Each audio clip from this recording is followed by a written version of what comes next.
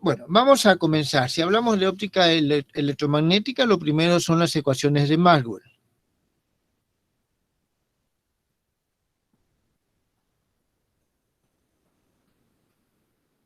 Ustedes ya las conocen. Voy a escribirlas simplemente de nuevo. Tenemos el rotor de H es igual a la derivada de D con respecto a T más J. Aquí nosotros ya estamos considerando la presencia de los medios. Por eso es que aparecen D y B. D y B nos describen el comportamiento en algún medio.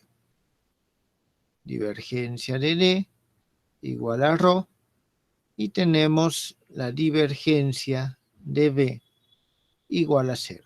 Estas son nuestras 4 ecuaciones de Maxwell.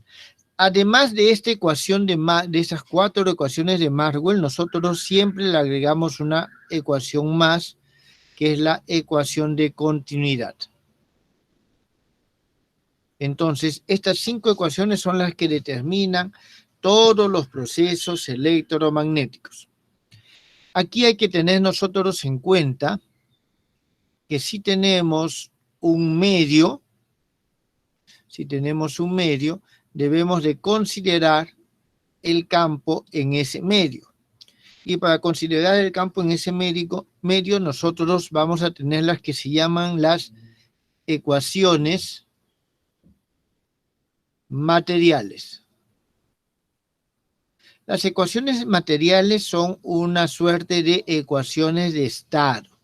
Es decir, nos dicen cuál es el estado de alguna magnitud en ciertas características, en este caso en un medio.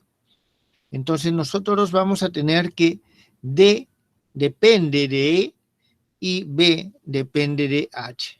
Aquí todas estas magnitudes son vectoriales.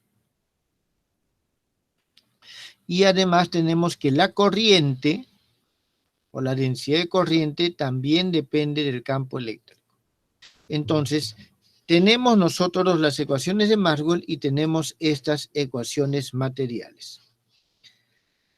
Bien, esto es el caso general. En el caso que nosotros estamos trabajando, se trabajan los casos, por decirlo así, más sencillos.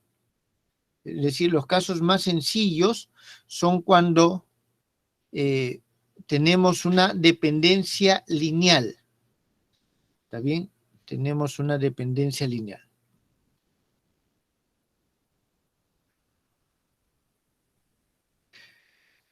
En el caso de la dependencia lineal, nosotros tenemos que D es igual a epsilon sub 0 por H y B es igual a mu sub 0. Disculpen, me estoy equivocando, el H es acá, por E. ¿Está bien? Esto es en el vacío. Eso es en el vacío y sabemos muy bien de que los valores que toman este epsilon sub 0 es igual a 8,85 por 10 a la menos 12. Aquí faradios sobre metros. Mu sub 0 es igual a 4pi por 10 a la menos 7. Aquí tenemos henrios sobre metro. Y son las permeabilidades eléctrica y magnética. Muy bien, esto es la base sobre lo cual nosotros construimos nuestra teoría electromagnética, ¿correcto? Entonces, sobre esto nosotros, bueno, ya Maxwell halló de que estas ondas o estos campos electromagnéticos se propagan en forma de ondas. Entonces, de aquí sale la ecuación de onda. No voy a deducirlo, nosotros sabemos que tomamos el rotor de aquí, el rotor del rotor, y vamos operando, y finalmente nosotros llegamos a la siguiente ecuación. Segunda derivada de E con respecto a T. Esto es igual a 1 sobre epsilon sub 0, mu sub 0, nabla al cuadrado de E. Y esta es la ecuación de onda. Es la que nosotros encontramos. Ahora, de forma análoga, nosotros obtenemos la ecuación para H. Aquí es importante mencionar de que a este 1 sobre, y se va a colocar la raíz cuadrada de epsilon sub 0, mu sub 0, y tenemos, le denominamos C, y esto es aproximadamente igual a 3 por 10 a la 8 metros sobre segundo. Es decir, esta constante que tiene unidades de velocidad, es decir, 1 sobre esto tiene unidades de velocidad al cuadrado, numéricamente es equivalente a la velocidad de la luz. ¿Está bien? La misma ecuación se obtiene para H. ¿Está bien? La misma ecuación se obtiene para H. Entonces, nosotros tenemos esto que es una ecuación de onda. A ver, voy a escribir la ecuación para H. Como les digo, es la segunda derivada de H con respecto a T. Esto es igual a 1 sobre epsilon sub 0, mu sub 0, nabla al cuadrado de H. Entonces, estas que están aquí, vuelvo a repetir, son ecuaciones que tienen la siguiente forma. La derivada, segunda derivada de la función con respecto al tiempo, es igual a un c al cuadrado, nabla al cuadrado de la función. Esta es la ecuación de onda. ¿Está claro? Y vemos de qué satisface. Estamos hablando en el vacío. Si no fuese en el vacío, sería un poco más complejo. Ya eso lo vamos a ver de nuevo. Bien, aquí hay que tener en cuenta de que esta F corresponde, este es un escalar, ¿está claro? Este es un escalar. Entonces, significa, aquí en esta notación que acabamos de ver, que el F puede ser alguno de los siguientes valores. X, Y, Z, HX, HY y HZ. Entonces, eso es lo que nosotros tenemos. Es decir, se cumple la ecuación de onda para cada una de las componentes. ¿Está claro? Eso es lo que significa el laplaciano de un vector. Se está tomando el laplaciano, que es un operador que actúa sobre un escalar y nos da un escalar. El laplaciano actúa sobre cada una de las componentes. Jóvenes, con respecto a esto, ¿tienen alguna pregunta?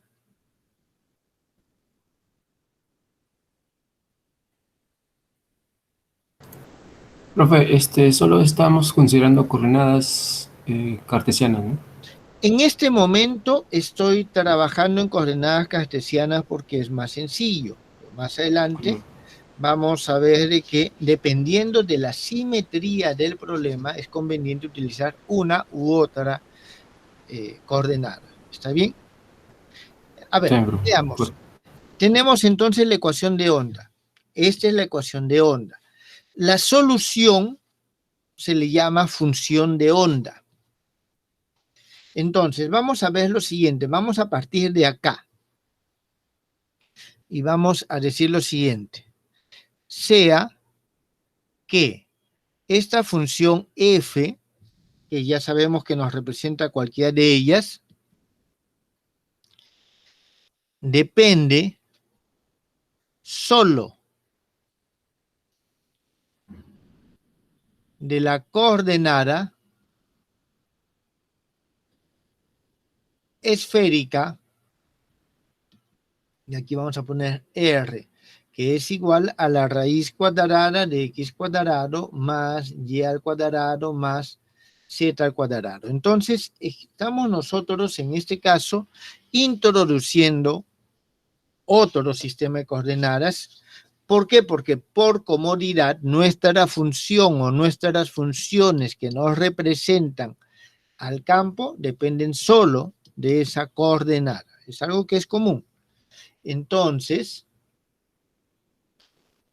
nosotros tenemos de que el f de x, y, z es igual a, disculpe, me faltó acá, t, porque depende también del t, es igual a una función de r y de t, nada más. Entonces, ¿qué es lo que vamos a hacer nosotros? Vamos a reemplazar esa ecuación acá. Entonces, aquí reemplazamos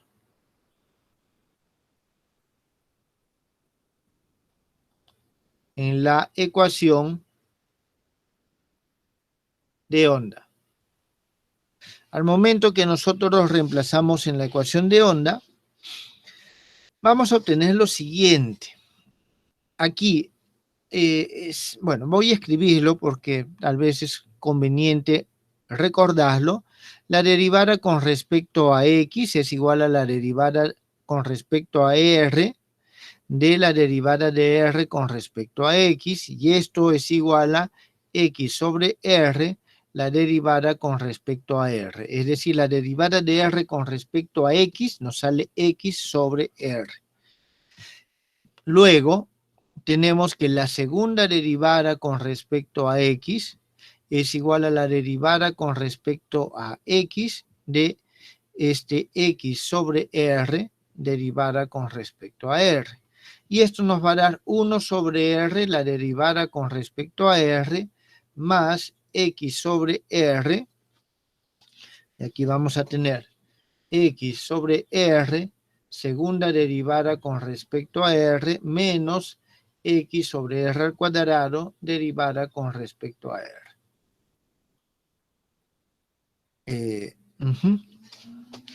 Entonces, teniendo en cuenta esto, considerando estas expresiones, obtenemos. Y aquí vamos a tener la segunda derivada de f con respecto a t es igual a c al cuadrado 1 sobre r, la derivada, segunda derivada con respecto a r de r por f. Entonces, aquí se introduce una nueva función. Jóvenes, este procedimiento ustedes ya deben de haberlo visto cuando vieron física cuántica, porque en física cuántica hay problemas que tienen simetría esférica, el átomo de hidrógeno, por ejemplo, y es necesario introducir este mismo cambio de variable o este mismo cambio de función. Entonces se introduce esa función y se obtiene que la segunda derivada de psi con respecto a t es igual a c al cuadrado, la segunda derivada de psi con respecto a r. Es decir, tenemos nosotros de que lo que satisface la función o la ecuación de onda no es f propiamente dicha, sino este phi. Entonces, la solución de, voy a llamarle aquí asterisco, no he puesto números, es la superposición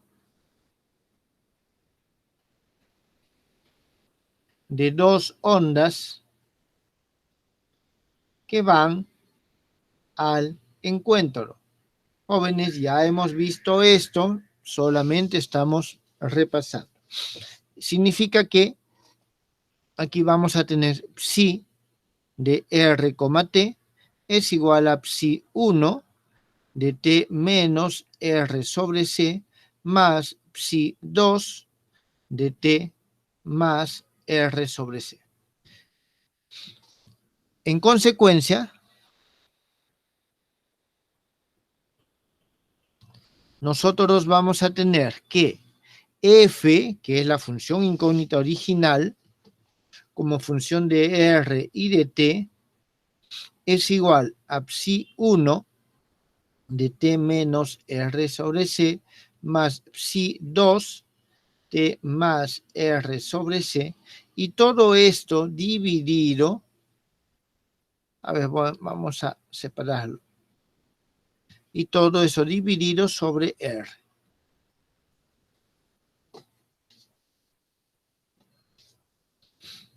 Entonces, cuando nosotros tenemos una función de onda de esta manera, nosotros decimos que tenemos una onda esférica. En este caso tenemos una onda esférica. Jóvenes, ¿esto es entendido? Profe, Sí, ¿cómo obtiene la penúltima ecuación en verde? Sí, esa es la sí. solución de esta ecuación. Eso se ve en su curso de métodos matemáticos. Ay, ay. Está bien, o sea, repase. Es más, también han visto esta ecuación, al menos se las han mencionado en su curso de física 2. La solución de esta ecuación es de esta manera, donde psi1 y psi2 son funciones aleatorias. En principio puede ser cualquier función. ¿Qué función Ujú. específica? Ya va a depender de las condiciones que se coloquen a esta ecuación. Normalmente se colocan condiciones de contorno. Eso nos determina ya el tipo de función, pero en principio cualquier función de este tipo satisface. Aquí Entiendo, profe. nosotros tenemos, esta es una onda que está yendo en el sentido positivo de las X y esta que va en el sentido negativo de las X. Ujú. Bien. Ok, profe. Muy bien, entonces esto es lo que nosotros tenemos. Cuando la distancia es muy grande, nosotros tenemos de que esta onda esférica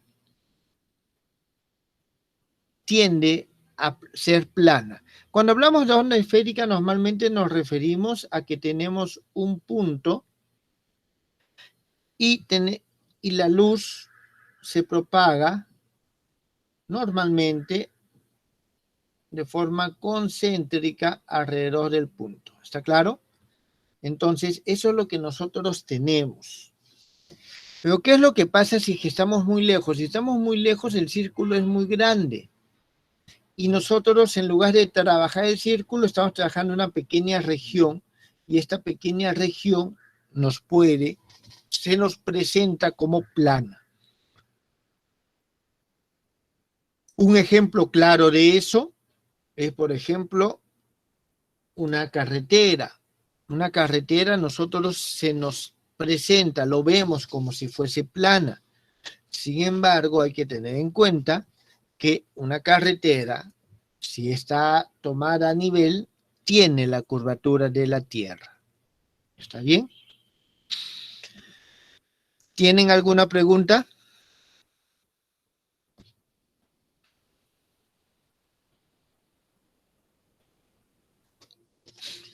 Bien, continuemos. Entonces, a grandes distancias, vamos a escribirlo, sí, a grandes distancias,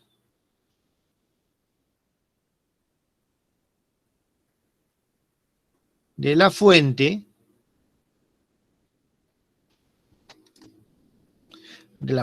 o del origen de coordenadas, vamos a poner así, un fragmento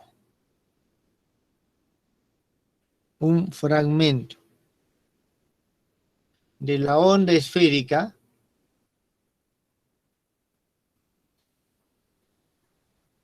se puede expresar como onda plana.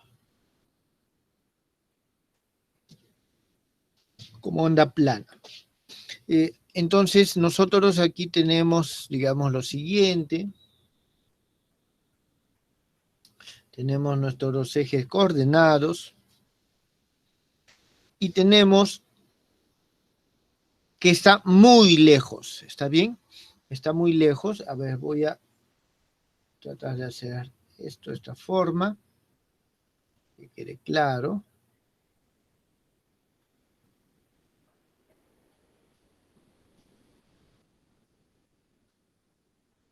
Entonces, a ver. Vamos a hacer lo siguiente.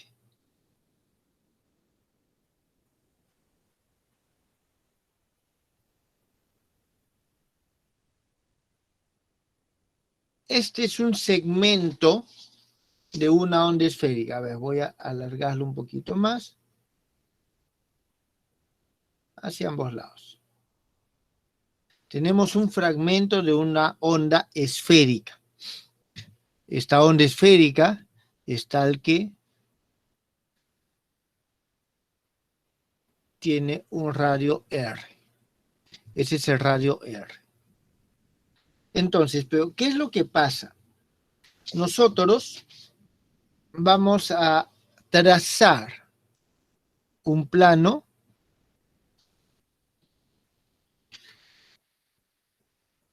Veamos por acá. A ver, vamos a trazarlo ahí.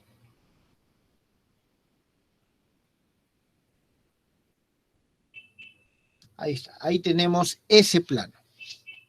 Entonces tenemos la onda esférica, tenemos el plano, nosotros podemos decir lo siguiente. Vamos a trazar aquí esta línea, una línea justo que pasa al plano. ¿Está bien? Entonces, en este plano nosotros vamos a dibujar una normal. Esta va a ser la normal. ¿Está bien? La normal. Entonces, tenemos nuestra esfera, nuestro plano. Si nosotros trabajamos en espacios muy pequeños, a ver, voy a hacer lo siguiente.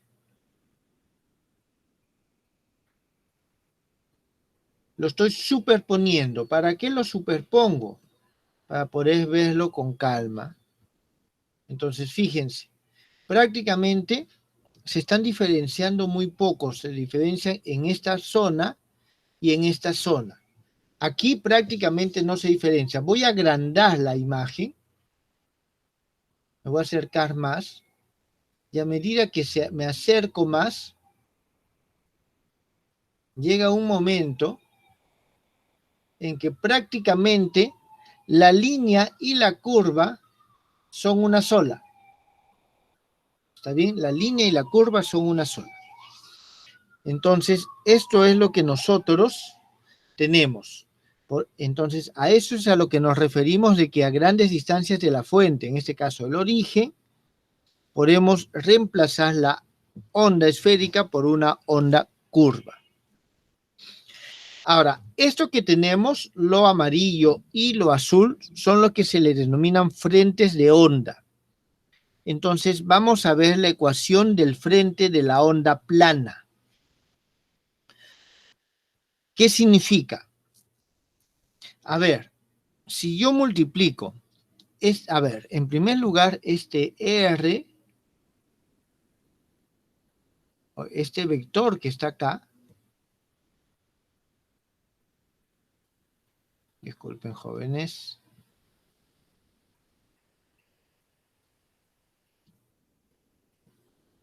ya. A ver, este vector que está aquí, lo voy a hacer llegar hasta el plano, está llegando hasta el plano, ¿está claro?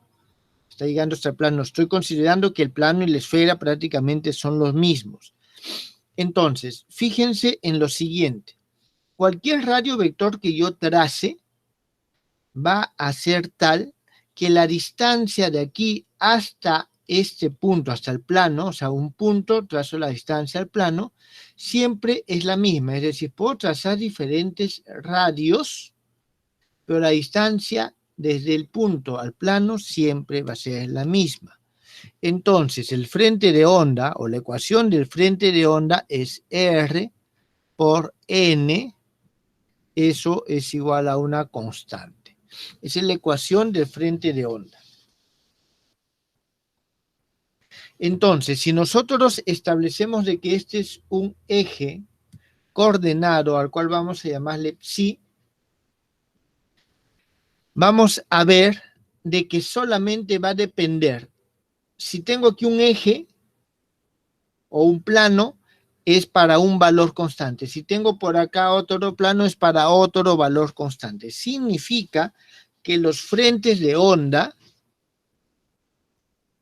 los frentes de la onda plana dependen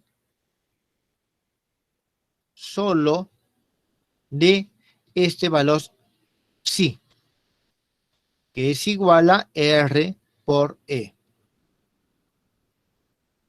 Entonces, para un frente de onda raro, nosotros tenemos un valor de la constante, el cual es constante para todos esos frentes de onda. Por eso es que la función de onda, en este caso de la onda plana, que es una función de R y de T, se suele escribir como una función de el producto escalar de R por E, disculpen, por N, coma T. Entonces depende de este valor, depende de este valor. En este caso, si nosotros reemplazamos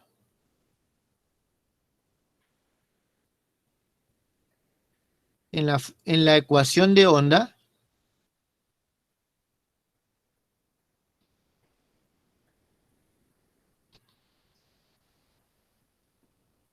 obtenemos para la onda plana la segunda derivada de f con respecto a t es igual a c al cuadrado la segunda derivada de f con respecto a esa coordenada psi. Es decir, se vuelve un problema unidimensional y sus soluciones toma la forma que también ustedes conocen, f de psi, t, es igual a f1 de t menos psi sobre c, más f2 t más psi sobre c. Entonces tenemos de que esta es la solución con f1 y f2 arbitrarios. Bien, entonces, volviendo, sí, ¿qué cosa es? Es esto. Entonces, nosotros tenemos que la ecuación o la función para la onda plana es igual a un F1 T menos R por N sobre C más F2 T más R por N sobre C. Jóvenes, ¿esto está claro?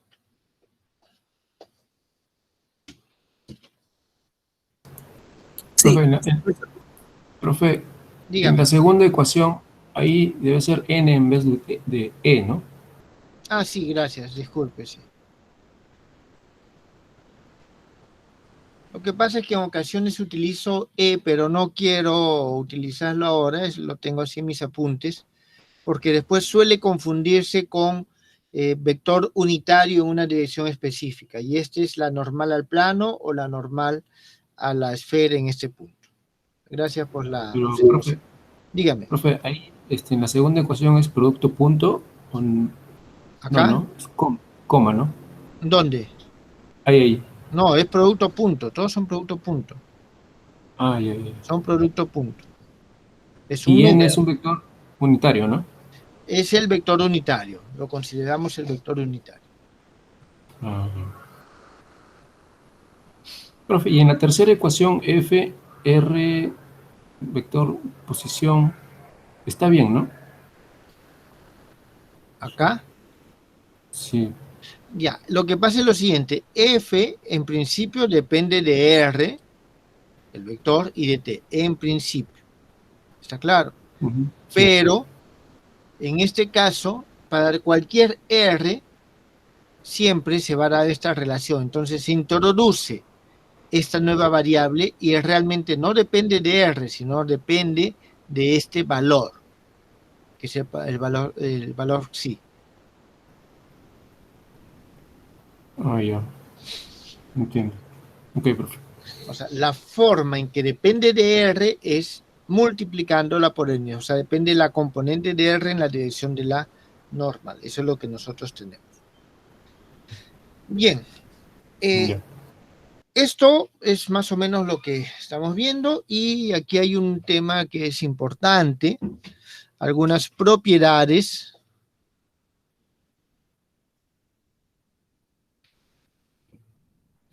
de las ondas planas. Cuando nosotros hablamos de propiedades de las ondas planas, vamos a ver a qué nos referimos aquí. En primer lugar, vamos a decir que tenemos una onda electromagnética. Entonces tenemos E, que es una función de R y de T. Y este E, la forma de la función, o que entran R y T, es T menos más R por E sobre C. Y vamos a tener exactamente lo mismo, pero para H. Entonces, aquí tenemos esto. En vez de E, vamos a colocar H. Tenemos H y tenemos H. Estas son nuestras ecuaciones de onda o para la onda electromagnética. Aquí el signo menos es para la onda que se desplaza o se propaga en el sentido positivo de la dirección, en este caso en el sentido positivo de psi. Tenemos un psi, tenemos sentido positivo, tenemos sentido negativo, y cuando aquí es menos significa que se está desplazando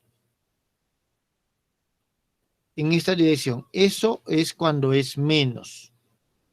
Y cuando es más, se está desplazando en sentido contrario. Eso es lo que nosotros tenemos. ¿Está claro? Simple, es algo que ustedes ya conocen. Bien, entonces, esto es lo que nosotros tenemos. Y aquí, disculpen, es N que estoy utilizando. Muy bien, entonces, partimos nosotros de aquí. Vamos a asumir que se desplazan en una dirección dada, es decir, E y H se desplazan siempre en la misma dirección, no pueden desplazarse en direcciones contrarias. Entonces tomamos la dirección determinada por el signo menos, significa que se está desplazando en el sentido positivo de este eje sí. Entonces,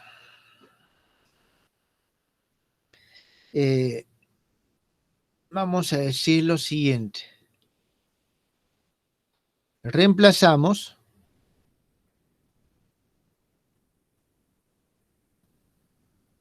en las dos primeras ecuaciones de Maxwell.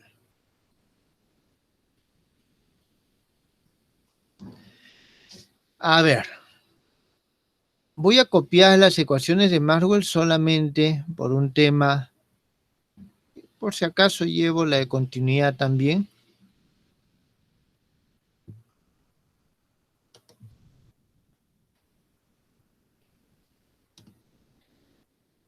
Entonces, vamos a ver, aquí lo tenemos. Entonces, vamos a tener rotor de E. Rotor de E es igual a menos, y tenemos la derivada de B con respecto a T. Pero acuérdense de que B está relacionado con mu y es mu sub 0 H. ¿Está bien? Entonces nosotros aquí vamos a tener lo siguiente. A ver, en primer lugar, vamos a hacer lo siguiente. Esto me falta aquí especificar y creo que es importante.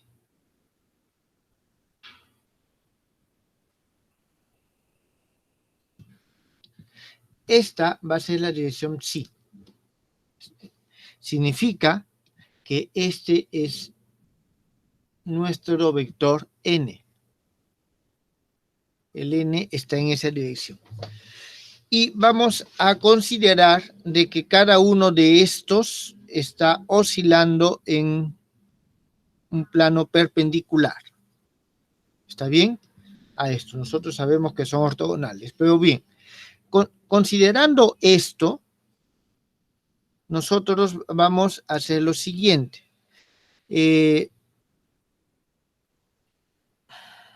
Un momentito. En las ecuaciones de Maxwell, tomando, para que nos sea más sencillo operar, vamos a decir de que este T menos R por N sobre C es igual a un T'. Igual a un T'. Entonces, aquí es evidente que la derivada con respecto a T es igual a la derivada con respecto a T'. ¿Está bien? Entonces vamos a tener nosotros lo siguiente. Rotor de E es igual a menos 1 sobre C y vamos a tener N multiplicado vectorialmente por la derivada de E con respecto a T', y esto es igual a menos mu sub 0, la derivada de H con respecto a T'. ¿Eso, jóvenes, está claro?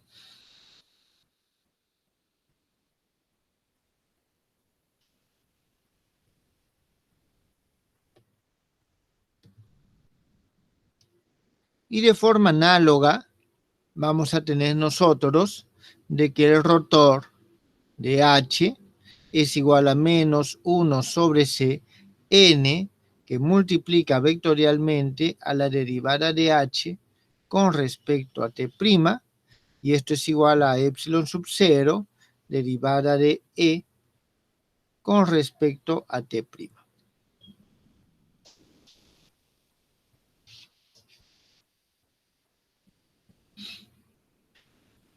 Creo que es necesario aclarar esto. ¿Está bien? Para aclarar esto, vamos a ver lo siguiente. Tenemos que el rotor de E vamos a tener solamente la componente X. Ya después se ven las demás. Es la derivada de EZ con respecto a Y menos la derivada de EY con respecto a Z. Esto es igual. La derivada de Z con respecto a T', que multiplica, y vamos a poner lo siguiente. Este N es un vector en una dirección dada. Vamos a decir que es arbitrario, por lo tanto va a tener menos NY sobre C. Es decir, aquí tenemos la derivada de Z con respecto a Y es igual a la derivada de Z con respecto a T' por la derivada de T' con respecto a Y. Entonces, al momento que nosotros derivamos T' con respecto a Y, este T' es esto que está acá. Esto es la derivada con respecto a T' de la derivada con respecto a Y de esto que está acá. El 1 sobre C, bueno, tenemos 1 sobre C que multiplica, y aquí tenemos X por NX más Y por NY más Z por NZ. Entonces, al momento que derivo con respecto a Y, esto se va y solamente nos queda ny. ¿Está claro? Solamente nos queda ny. Y el signo negativo, que me estaba olvidando que hay un signo negativo. Por eso se obtiene todo con signo negativo. Entonces es menos ny sobre c. Es lo que tenemos acá.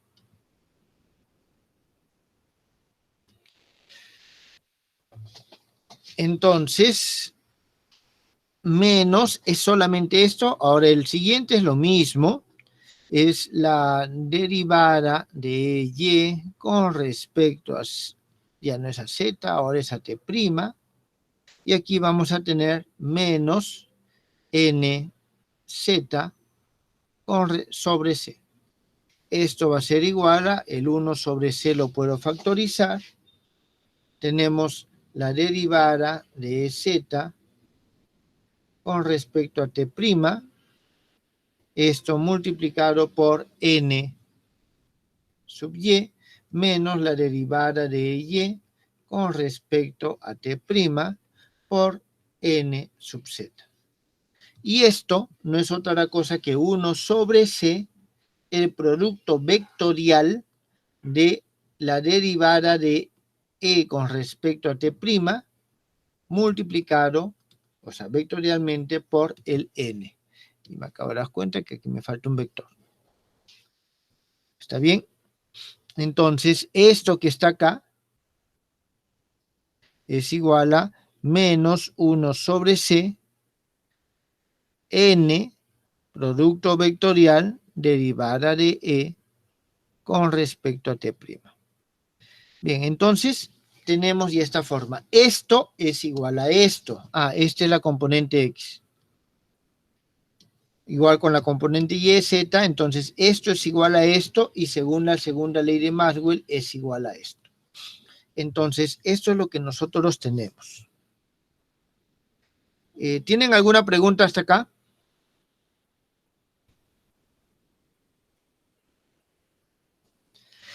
Entonces, ¿por qué lo llevamos así? Porque fíjense, derivada con respecto a t', derivada con respecto a t', en todos, puedo igualarlo. Entonces, lo que nosotros aquí tenemos es esto. Si integramos, cuando nos referimos a integrar, nos estamos refiriendo a estas partes, ¿está claro? Nosotros integramos y eliminamos las constantes y desechamos las constantes de integración. Las desechamos no porque no sean importantes, son importantes cuando tenemos un problema específico, pues estamos desarrollando la teoría y lo que nosotros queremos es ver las relaciones, ¿está claro?, en forma específica. Entonces, las constantes de integración nos describen la posible presencia de campos estáticos. ¿Está claro? Los campos de las ondas electromagnéticas son dinámicos, varían. Las constantes nos dan la posibilidad de existencia de campos estáticos, es decir, un fondo sobre el cual estamos trabajando. Entonces, integrando y desechando esas constantes, tenemos 1 sobre c, n, que multiplica vectorialmente a e, igual a mu sub 0 h.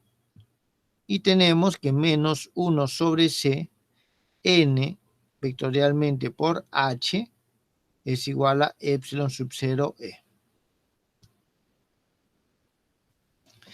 Entonces, si nosotros aquí reemplazamos la expresión para la velocidad de la luz, obtenemos lo siguiente, que la raíz cuadrada de epsilon sub 0 multiplicado por n por e es igual a la raíz cuadrada de mu sub 0 multiplicado por h. Y tenemos la raíz cuadrada de mu sub 0, n por h, es igual a la raíz cuadrada de epsilon sub 0, e. de aquí nosotros obtenemos una serie de condiciones o propiedades importantes. Primero, de que los vectores n, e y h son mutuamente perpendiculares, porque h es perpendicular a e y a n, y aquí e es perpendicular a h y a n. Entonces son mutuamente perpendiculares. Nos forman una terna derecha. ¿Está bien? Nos forman una terna derecha con la dirección. Es decir, si yo tengo una dirección dada, los vectores van a estar oscilando en planos perpendiculares. Las magnitudes de los campos eléctrico y magnético varían de forma sincrónica. ¿Eso qué significa? Que alcanza sus máximos simultáneamente y sus mínimos simultáneamente. Y eso viene del hecho de que de esta expresión, de estas expresiones, si tomamos los módulos, vemos que los módulos están relacionados de esta forma. Epsilon sub 0 E igual a raíz cuadrada de mu sub 0 H. Entonces significa que si este es máximo, este va a ser máximo. Si este es mínimo, este va a ser mínimo. Y veamos ahora un caso bastante particular que es muy importante, que son las ondas monocromáticas.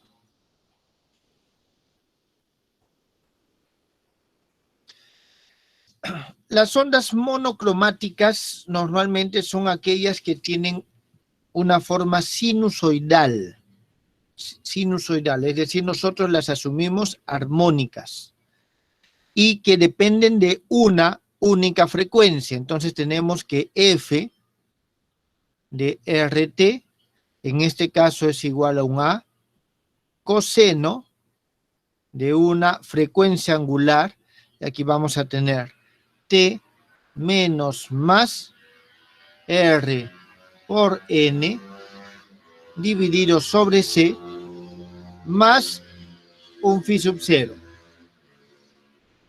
Entonces, ¿qué es lo que nosotros tenemos aquí?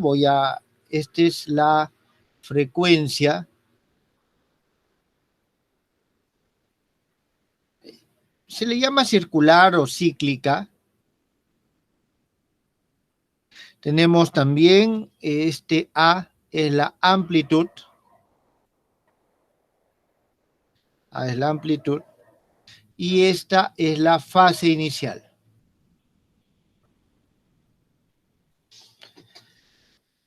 Entonces, esta es lo que se llama una onda monocromática. Tiene esta forma. La onda monocromática tiene algunas características que ya se conocen de los cursos de física general. Simplemente voy a recordarlos aquí. T, que es igual a 2pi sobre la frecuencia cíclica, aunque mejor vamos a denominarle frecuencia angular, que es un término también más usado, porque está asociado con el movimiento circular. Esto que está aquí, bueno, es el periodo. Tenemos también un nu, que es igual a 1 sobre el periodo, y es igual a omega sobre 2 veces pi. Y este es simplemente la frecuencia. Tenemos también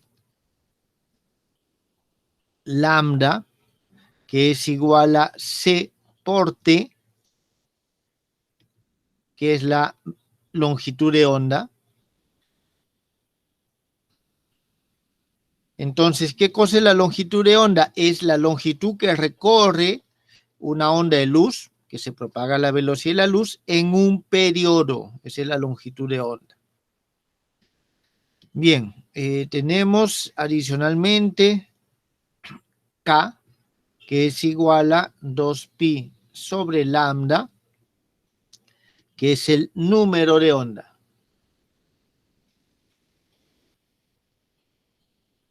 El número de onda. Aquí, de forma natural, se introduce el denominado vector de onda, K, que es igual a este vector de onda por N, que va a ser igual a omega sobre C multiplicado por N, en la dirección N que se propaga. Este es el vector de onda. El vector de onda. Entonces, teniendo en cuenta estas características, la onda monocromática se puede escribir de la siguiente forma. F de RT es igual a coseno de omega T menos más K multiplicado por R más el phi sub 0. Entonces, esta es la onda monocromática plana. ¿Está bien? Esta es la onda monocromática plana. De forma análoga, vamos a tener para la onda esférica. En caso de tener una onda esférica, nosotros tenemos lo siguiente, de que el F de RT ya depende solamente de la distancia, no depende del radio vector.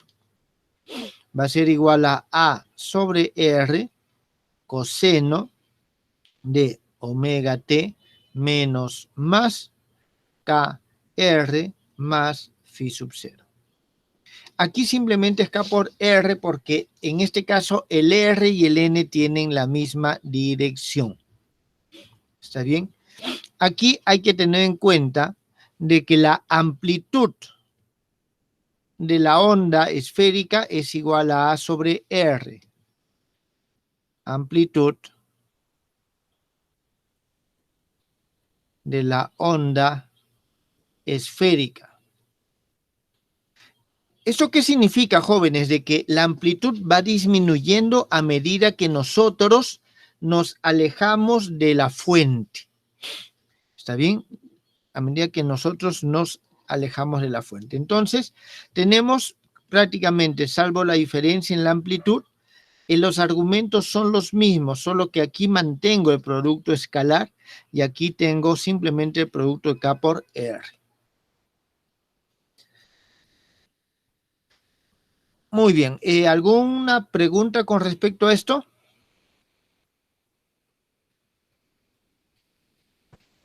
Profe, en una onda plana también se puede considerar que la amplitud de onda esférica disminuye. No, la amplitud de onda disminuye. No. ¿Plana? En una onda plana, así en forma general como está, no. Si cambia ya no es plano.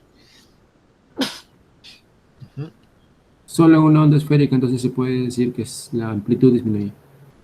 Ahora, lo que pasa es nosotros podemos tener ondas que no son ni planas ni esféricas, pero se pueden expresar como superposición de ondas monocromáticas.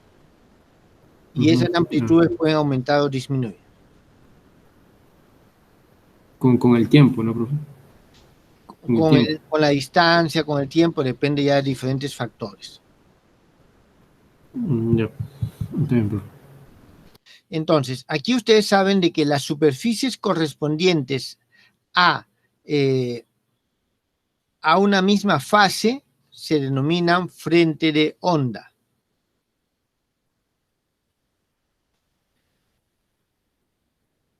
La superficie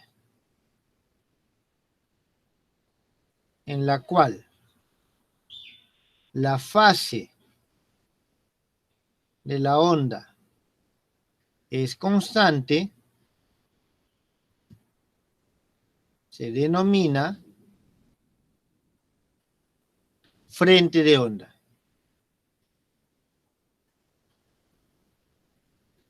Se denomina frente de onda. Y eso ustedes ya saben que nos da la posibilidad de hallar la velocidad de la onda. Y la velocidad de la onda va a ser el módulo de dr con respecto a t. Y este es igual a omega sobre k. En términos generales, esto es lo que se conoce como velocidad de fase. Para la onda que nosotros estamos observando con estas características, esto se obtiene que es igual a C. Es decir, la onda monocromática se propaga a la velocidad de la luz.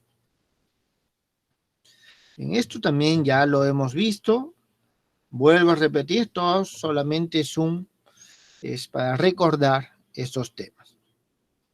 Entonces, con frecuencia nosotros vamos a trabajar con esta forma, las ondas monocromáticas, y vamos a utilizar la descomposición, ya sea en series o integrales de Fourier, para que cualquier onda de cualquier naturaleza y forma pueda ser expresado como una superposición de estas ondas monocromáticas. Cuando trabajamos con la descomposición de Fourier, no solamente podemos trabajar con cosenos, también podemos trabajar con senos o con función exponencial, y muchas veces es conveniente expresarlo en forma exponencial. Vamos a ver eso.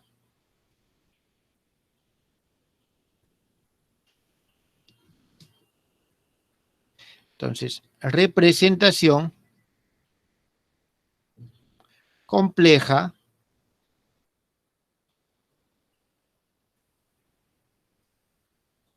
vamos a ponerle la ecuación de onda.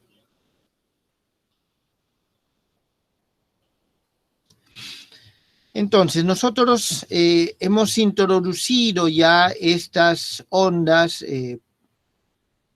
monocromáticas. Entonces, vamos a trabajar con las ondas monocromáticas, sean estas planas o esféricas. Entonces,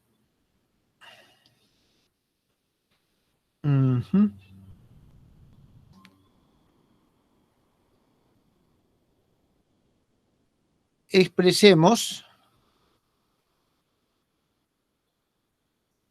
las ondas monocromáticas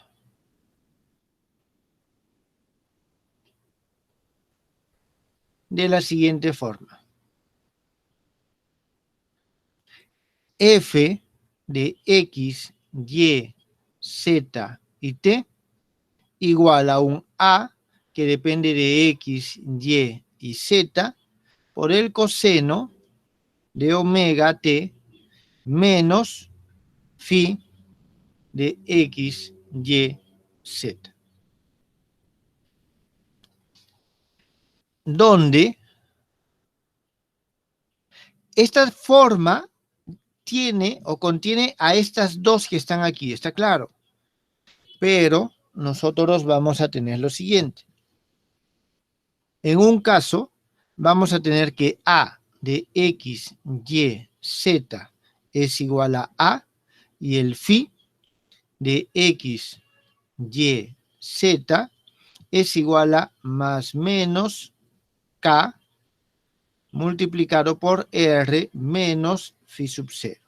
Y en el otro caso tenemos que A de X, Y, Z es igual a A sobre R y el phi de X, Y, Z es igual a más menos K por R menos phi sub 0. Entonces, esto es para la onda plana y este para la onda esférica. En ambos casos monocromáticas, ¿está claro? En ambos casos monocromáticas. Eso ténganlo presente, monocromáticas.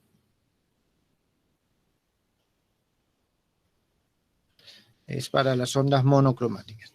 Entonces, vamos a cambiar esta representación por la siguiente. Usemos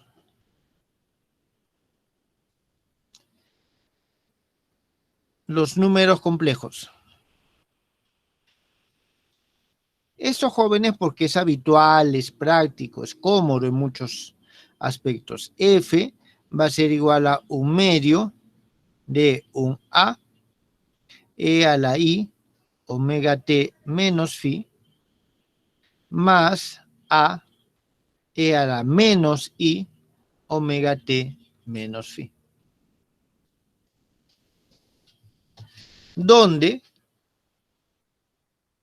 hemos introducido una amplitud compleja y esta amplitud compleja a es igual a e a la menos i phi. Amplitud compleja. Y vamos a tener nosotros, a ver, mejor aquí, donde vamos a poner, si introducimos esta amplitud compleja, a ver, voy a escribirlo de nuevo esto aquí, disculpen jóvenes, me estaba equivocando en algo acá.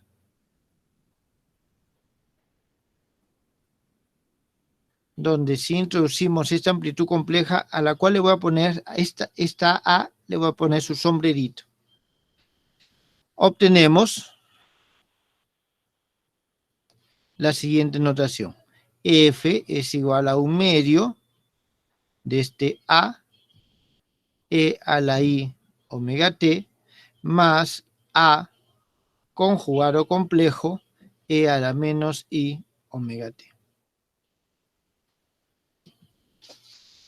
Entonces, aquí nosotros, ¿por qué es cómoda esta representación? Porque tenemos aparte la dependencia temporal y la dependencia espacial. ¿Alguna pregunta, jóvenes?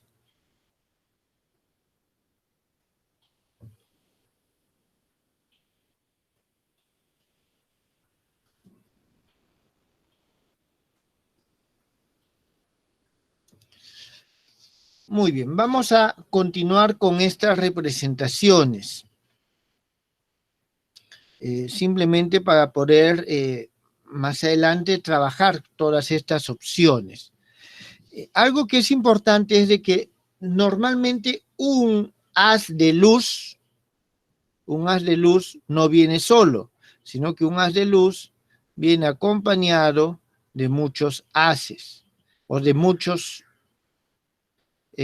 rayos, ¿está bien? No viene un rayo solo, sino vienen muchos rayos. Y cuando tengo muchos rayos, a esto le denominamos nosotros haz de luz. Entonces, haces de luz.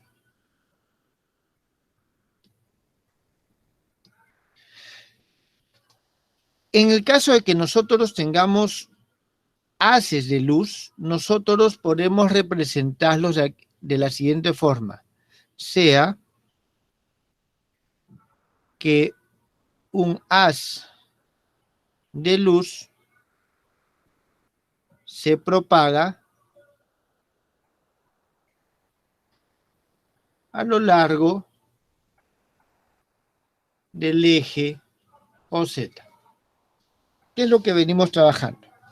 Entonces vamos a poder escribirlo de la siguiente forma. El F de X, Y, Z, T es igual a un A de X, Y, Z coseno de omega T menos KZ más un phi sub 0 que depende de X, Y, Z.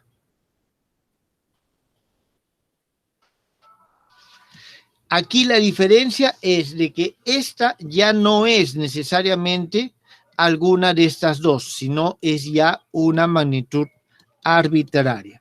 Pero hay algo que hay que tener en cuenta cuando tenemos un haz de luz. En esta expresión, esta que tenemos acá, se considera que esta amplitud A que hemos visto, a ver, la amplitud A de X, Y, Z, decae rápidamente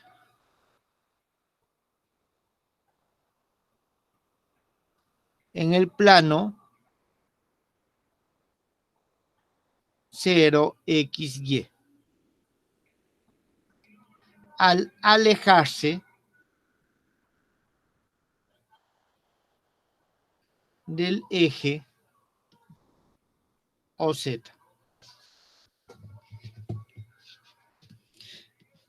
Además, se asume que este valor de phi sub 0, que está acá, esta función,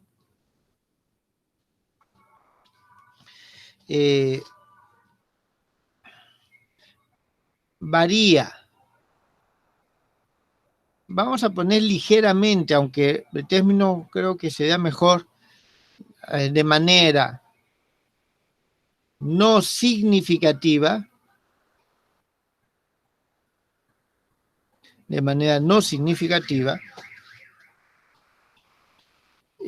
esto no significativa en relación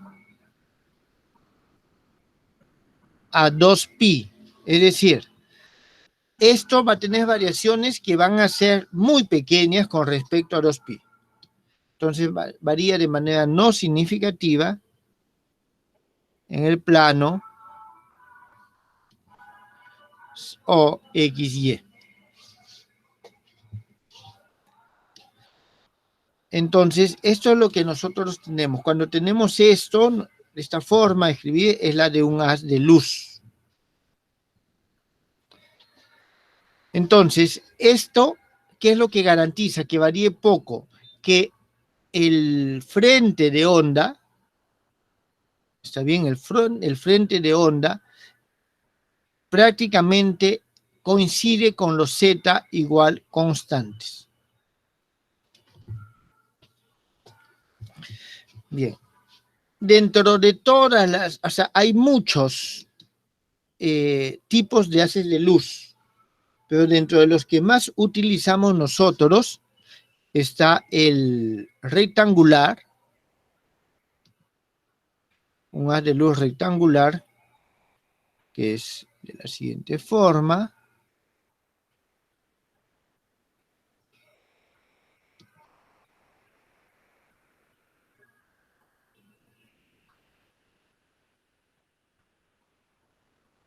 Digamos que tiene esta forma, donde tengo aquí el R sub 0, menos R sub 0, R sub 0. Tenemos, este es el R. Voy a considerar que está normalizado, esto va a ser igual a 1. Este es A sobre A sub 0, donde A sub 0 es un valor dado. 0. Esto es, por ejemplo, un haz rectangular. Es un haz rectangular. Y otro tipo de haz que también es muy frecuente, a ver, voy a aprovechar esta gráfica, es el siguiente. Ya no es rectangular, sino el denominado gaussiano. Gaussiano que viene algo así, llega hasta el valor 0 y vuelve a bajar.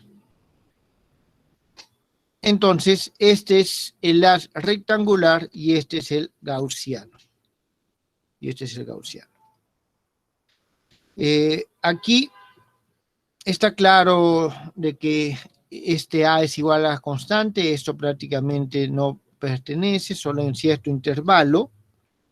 En este caso de aquí, nosotros vamos a tener que el A es igual a A sub 0 exponente de menos R cuadrado sobre R sub 0 al cuadrado.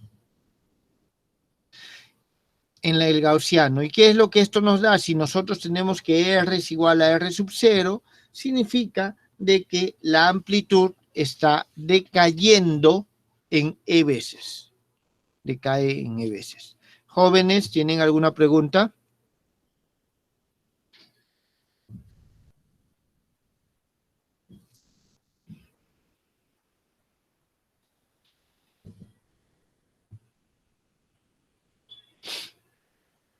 Bien.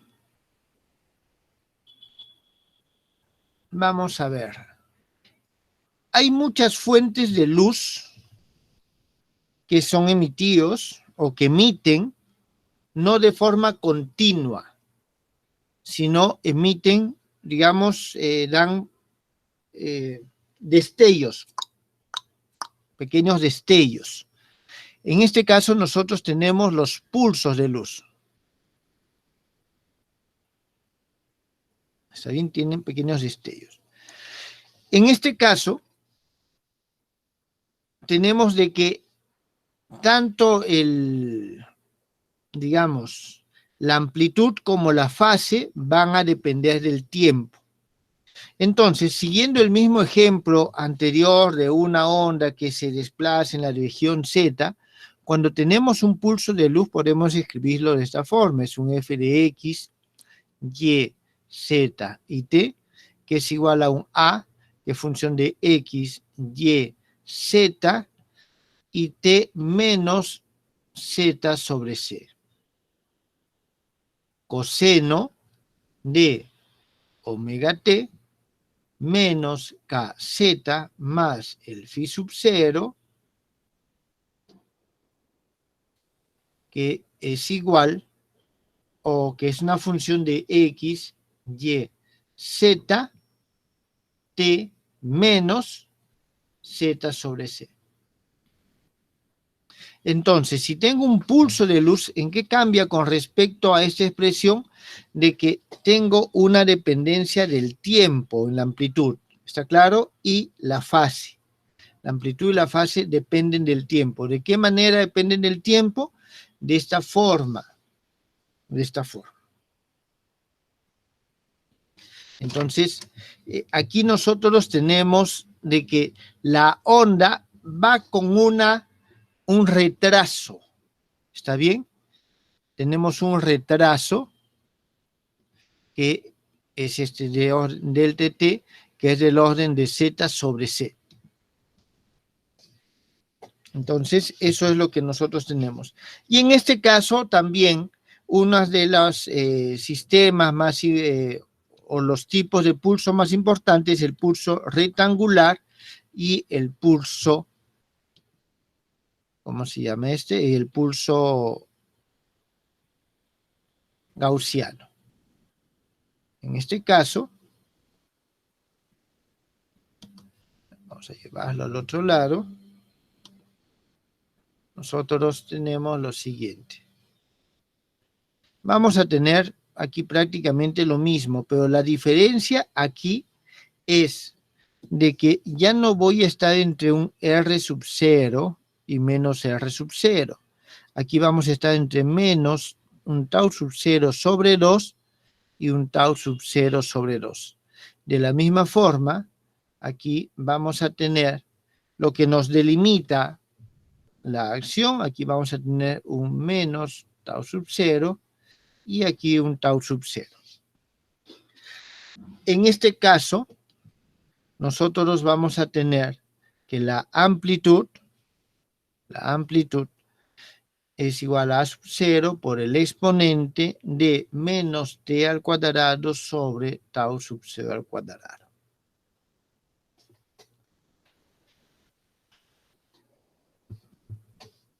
Estos gráficos están dibujados cuando x es igual a y, es igual a z, es igual a 0. Por eso solo considero el desplazamiento temporal y es el comportamiento temporal en este plano. ¿Está bien? En esta ubicación.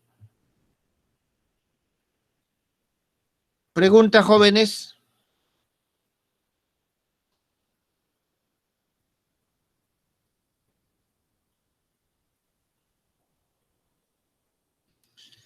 Bien, y para ver aquí un tema más que es importante es la polarización.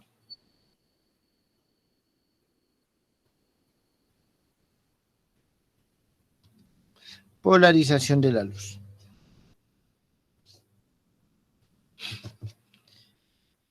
Entonces, nosotros ya sabemos de que la luz son ondas electromagnéticas.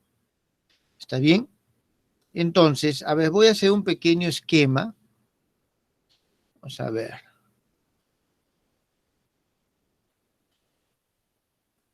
tal sale el dibujo. Vemos esto por acá. Y tenemos esto por aquí. Entonces, nosotros tenemos que la luz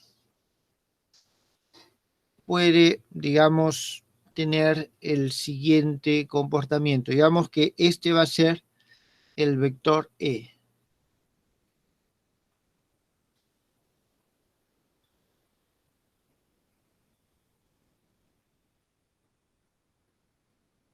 ¿Está bien? Y aquí voy a dibujar el vector H. El vector H lo voy a dibujar así.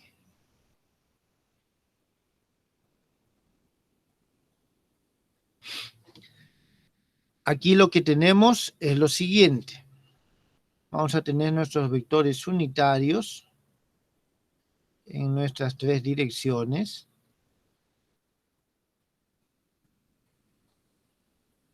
Esto que está aquí va a ser nuestro EX.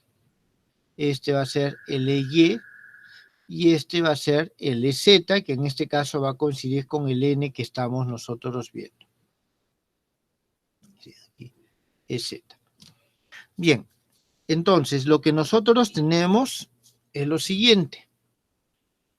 A ver, déjenme dibujarlo de esta forma.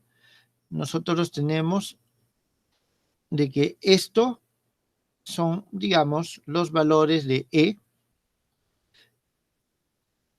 Aquí tiene su correspondiente valor de H. De la misma forma, nosotros vamos a tener aquí los valores de E y su correspondiente valor de H.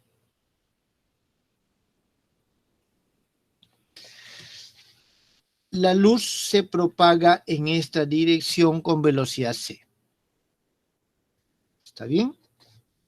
Entonces, esto es lo que nosotros tenemos aquí. Vamos a suponer que tenemos esto. Esto es una onda plana. A ver, esto nos está representando el vector E y esto nos representa el vector H. Hasta ahí supongo que todo está claro. ¿Está bien?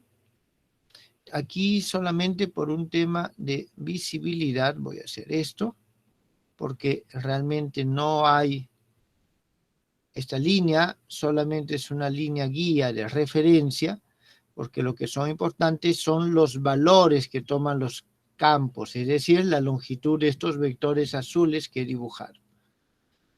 Muy bien, entonces esto es lo que nosotros tenemos. Así se representan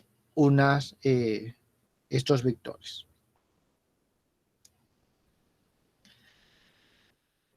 Bien. Vamos a ver algo aquí todavía más con respecto a la representación gráfica. Nosotros tenemos cierta relación. ¿Está bien? Cierta relación. Por ejemplo, las ecuaciones de Maxwell nos dicen que el rotor de E es igual a derivada de B con respecto a T. ¿Está bien? Significa que existe una relación entre estos. Existe una relación entre estos. Entonces, esa relación que existe, nosotros vamos a ver lo siguiente. Digamos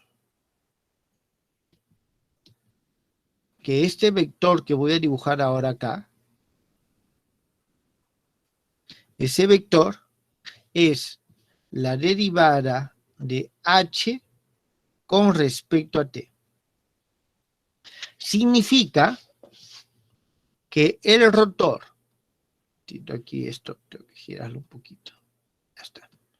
Eso significa que el rotor de E, para que estos vectores se pueda igualar con este, tiene que estar en la misma sobre esta misma línea. Significa que yo puedo dibujar aquí.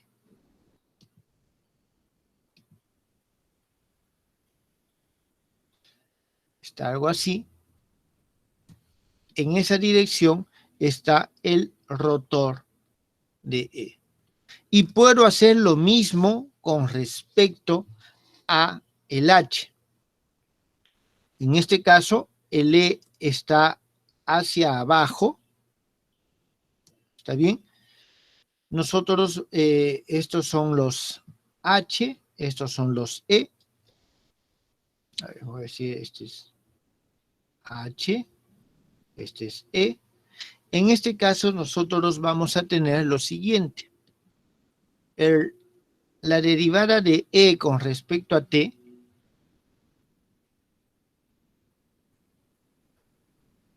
va a estar en esta dirección. Derivada de E con respecto a T. ¿Por qué? Porque está disminuyendo, está claro. Entonces, tiene un valor negativo y vamos a tener nosotros el vector por acá va a ser el rotor de H. Entonces, aquí en este caso, el rotor de H es menos esto, y por eso esto tiene este signo. Entonces, estas son las relaciones que existen. Muy bien. Entonces, aquí nosotros tenemos que el vector E oscila alrededor del eje X y el vector H alrededor del eje Y, en este caso. Cuando se da este caso, si los vectores E y H oscilan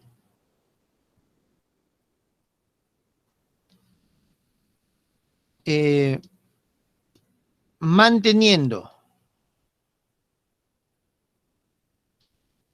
la orientación, se dice que la onda está o se encuentra linealmente polarizada. Entonces la polarización lineal significa que oscila sin cambiar de dirección. ¿Está bien? Sin cambiar de, o sea, sin cambiar de orientación, sigue sobre el mismo eje, ¿está claro? No se desvía con respecto a la orientación de la onda, en este caso, con respecto al eje Z.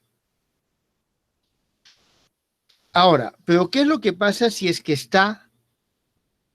varía? Es decir, aquí tenemos de que el E solo tiene componente en X y el H solo tiene componente en Y. Pero ¿qué es lo que pasa si tienen componentes? ¿Está bien? En diferentes ejes. Entonces,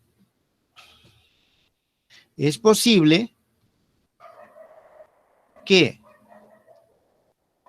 a ver, aquí voy a poner a manera de paréntesis E.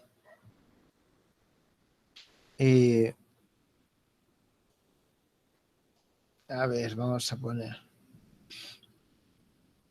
E de T es igual a EX de T y H de T es igual a HX o HY de T. Es decir, solamente tengo esas componentes. Ahora, es posible que las ondas cambien de orientación.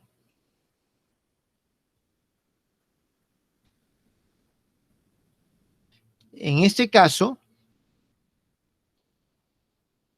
voy a escribir cómo sería.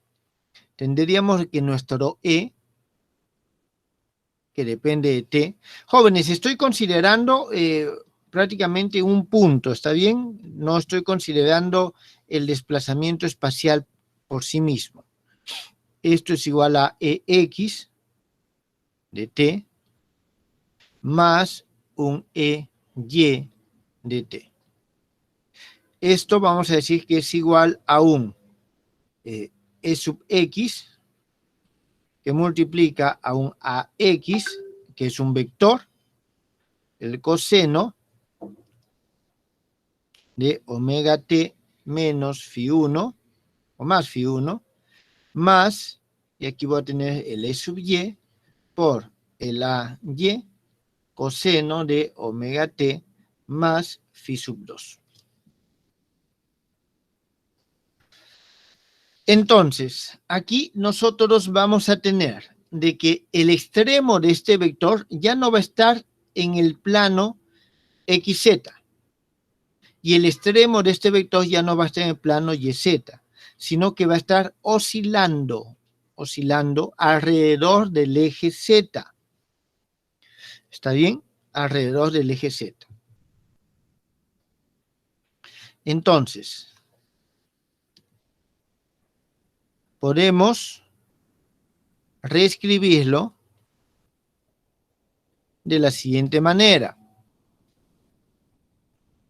EX sobre AX al cuadrado más EY sobre AY al cuadrado menos 2EX Y sobre AX a Y coseno de phi 2 menos phi 1 igual al seno al cuadrado de phi 2 menos phi 1.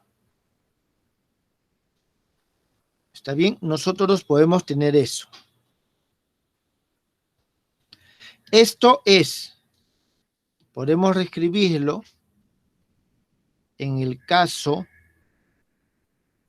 de ondas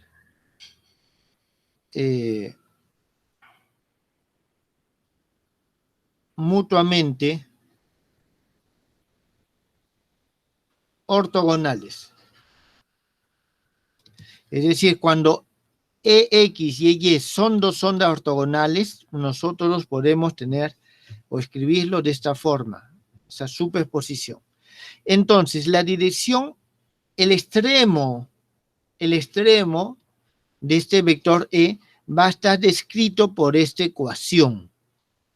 Va a estar descrito por esta ecuación. Y entonces aquí nosotros vamos a buscar diferentes combinaciones de esto. Aquí nosotros vamos a introducir el delta de phi, que es igual a phi 2 menos phi 1, que nos va a determinar justamente cómo es que esto cambia. Y este AX a Y nos está determinando el tamaño o a lo largo de lo cual está oscilando. Entonces vamos a tratar de ver estas gráficas. Vamos a tener nosotros aquí el EY, EX, con los valores máximos, es decir, los valores que tenemos aquí. Aquí voy a tener el AX o el AY menos AX menos AY, y aquí voy a tener el AX. Entonces, si nosotros tenemos esto, no son iguales. Si tenemos que delta de phi es igual a 0, en este caso, lo que vamos a obtener es que está oscilando de esta forma. Es decir, si el delta de phi es igual a 0, tenemos una polarización lineal y oscila sobre este eje. O sea, no coincide necesariamente con los ejes X y Y. Bien, voy a utilizar este mismo esquema para hacer varios gráficos. Voy a borrar esto que está acá y esto que está aquí para que no nos estorbe. También borramos esto, solamente me quedo con el esquema básico. Entonces, y esto lo vamos a copiar varias veces.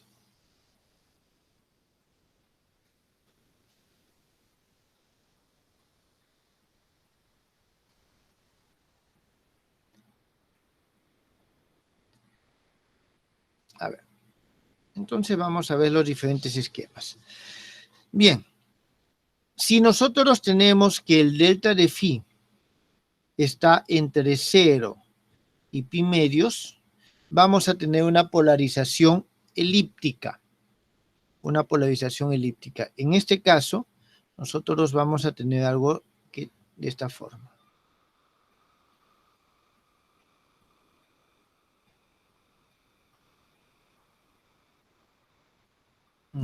A ver, yo creo que vamos a hacer lo siguiente.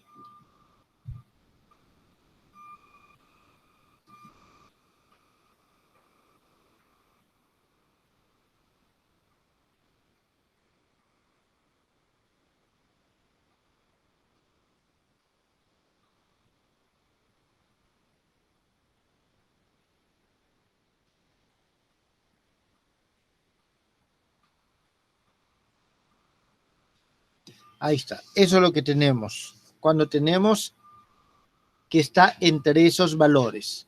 Si nuestro delta de phi es igual a pi medios, nosotros seguimos teniendo una polarización elíptica, pero en este caso está en esta dirección. Si tenemos que el delta de phi es igual a pi, vamos a tener en este caso una polarización lineal, de nuevo, pero lo que estamos haciendo es va a cambiar su orientación. Aquí me faltó algo que es sumamente importante. Aquí este es el sentido en el cual está girando, porque hay un sentido de giro. A ver, esto necesito agrandarlo un poquito.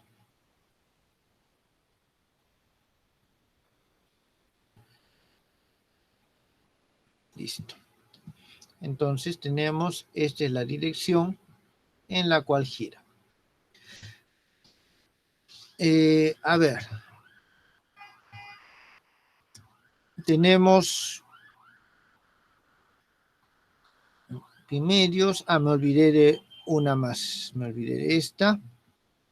Si delta de phi es mayor a pi medios y es menor que pi, nosotros vamos a tener, de nuevo esta, pero lo vamos a tener en otra dirección. Es decir, lo vamos a tener así.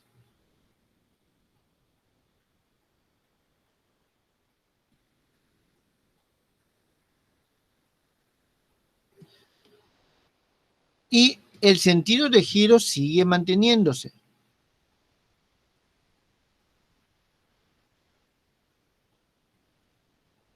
El sentido de giro sigue manteniéndose. Entonces, y podemos nosotros seguir dando todas las relaciones. A ver, aquí hay algo, realmente me equivoqué, esta debió de haber ido acá y esta acá. Voy a hacer ese cambio, ¿está bien? Porque es importante.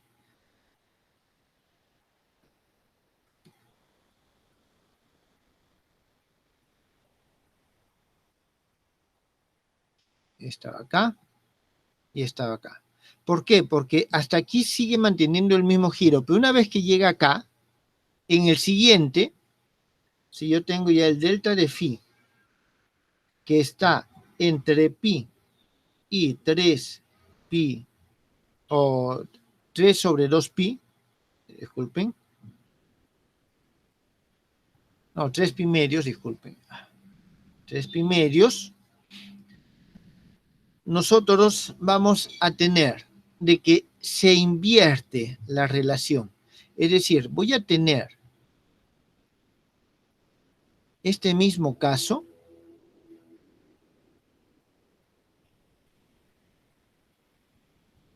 ¿está bien? Este mismo caso, solo que, ¿qué pasó acá?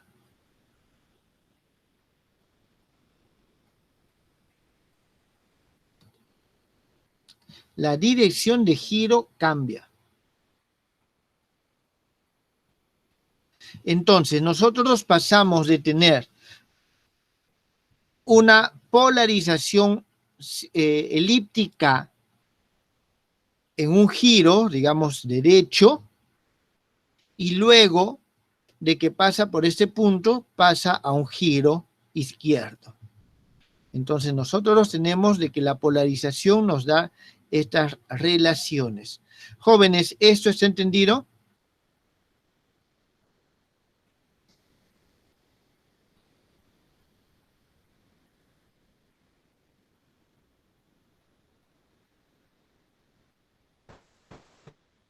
Sí, profesor. Muy bien. Lógicamente podemos nosotros continuar este esquema y seguir viendo el desarrollo y volver a este punto inicial y seguir dando vueltas. ¿Está bien? Pero ahí lo dejamos por el día de hoy, con lo que corresponde a este tema de polarización.